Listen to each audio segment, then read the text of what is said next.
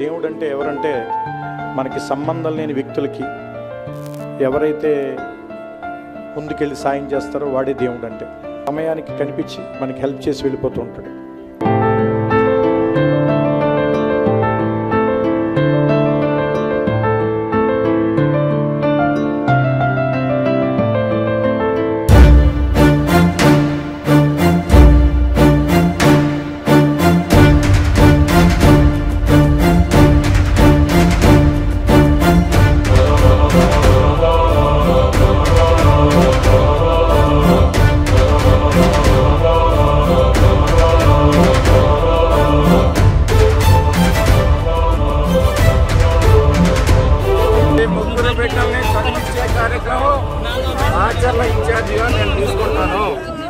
గ్రామాలు వదిలి వెళ్లడం, బోసిపోయిన ఇళ్లు, బీళ్లు పడ్డ భూములు.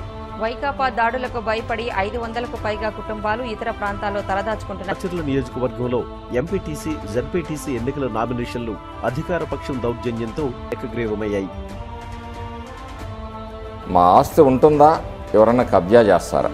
జై జగనన్న అంటే నా భర్త జై చంద్రబాబు అన్నాడు. అందుకు కాబట్టి మేకలాగా కుతెగ్గోసాను. అది నా కొడుకు జలయ్య గొడ్డలతో నరికి ఆగం చేసి రామకృష్ణ తమ్ముడే చేసింది. వాడు ఉండి మెంతాలు పట్టేసి కాడ కారు పెట్టుకొని ఆగమాగం చేసిండు. నా పిల్లలు 3 పిల్లలు, పసిపిల్లలు. మేము ముసలి తగ్గిపోయిన మా వాళ్ళ కాడ ఏం లేదు. ఆస్తుల్ని కూడా పెట్టుకున్నారు.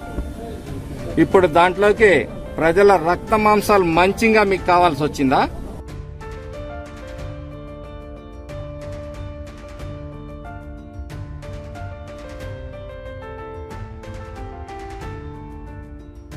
నన్ను కాపాడటం కోసం మీరు పడిన తాపత్రయం కూడా నేను జీవితాంతం మర్చిపోలేను.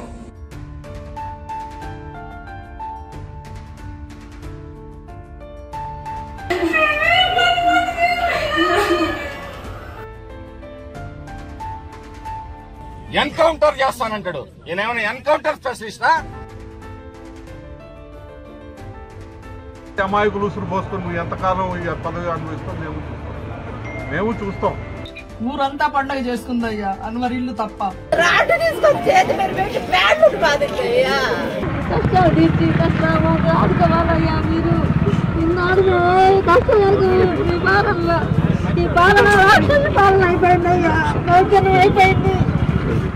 ఈ దౌర్జన్యాన్ని